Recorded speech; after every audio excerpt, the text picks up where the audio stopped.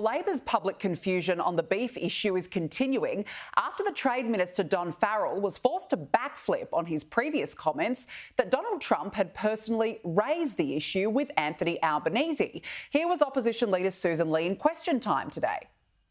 Yesterday, the Trade Minister seemed to be hallucinating on national TV when he invented a conversation between the US President and the Prime Minister about beef. How can Labor be trusted to secure tariff exemptions when the Trade Minister confuses a public statement from the President with a leader-to-leader phone call that never happened? I'm asked about statements by the US President, and I recall on the 5th of May 2025, he said this: Albanese I'm very friendly with. He's very good. He's a friend of mine. I can only say that he's been very, very nice to me, very respectful to me. And, you know, we've had a very good relationship. I have no idea who the other person is that ran against him. I mean, this is a guy who can't even get a meeting with the US President and yet answers the question with warm fuzzies. Joining me now is Liberal Senator Michaelia Cash. Senator, good to see you. I thought that was a very odd response to Susan Lee's question. What do you make of Labor's confusion on the matter?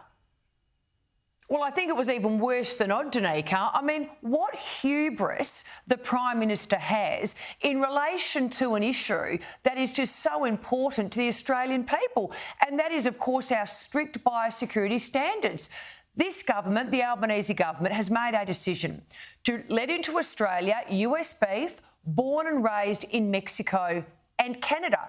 Australians have the right to know, was this decision made, as Labor says, on the basis of science and biosecurity, or based on what Senator Farrell said yesterday, then didn't say yesterday, but also the comments by, of course, the US Trade Representative Jamieson Greer, directly connecting it to a trade relationship. In other words, to get a trade deal done.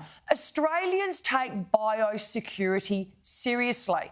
The Prime Minister, quite frankly, was contemptuous of Australians today in his answer to the question. All we want to know is on what was the basis upon which this decision was made. And at the moment, there is so much confusion out there. Senator Farrell saying one thing, the Prime Minister another. Enough is enough. Australians have the right to know. Yeah, absolutely. It sounds like nobody within Labor knows what's going on that very important issue right now. Now, I want to ask you about the situation in the Middle East. Israel's embassy in Canberra has claimed that there is no starvation in Gaza, and the images of emaciated children from the Palestinian enclave are part of a false campaign by Hamas. Senator, can I ask you firstly what you make of this, and also the Prime Minister's tone on Israel has become stronger than ever. He would not rule out recognising a Palestinian statehood in the future. What do you make of all this? Well, in the first instance, there are a lot of conflicting reports now coming out of Gaza. But I have to say, the images they are distressing. The question needs to be asked, should more aid be getting into Gaza? The answer is yes, and both the international agencies and Israel should be doing what they can to facilitate that.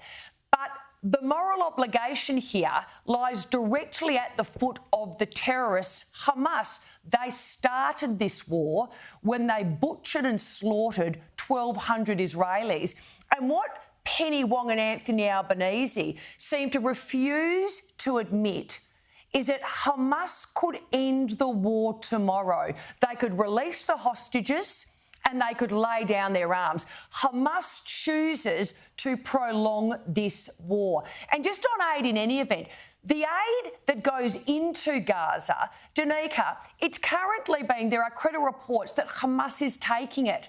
What Israel is trying to do is put in place a process that gets the aid that goes in directly to the civilians in Gaza. That's what needs to happen.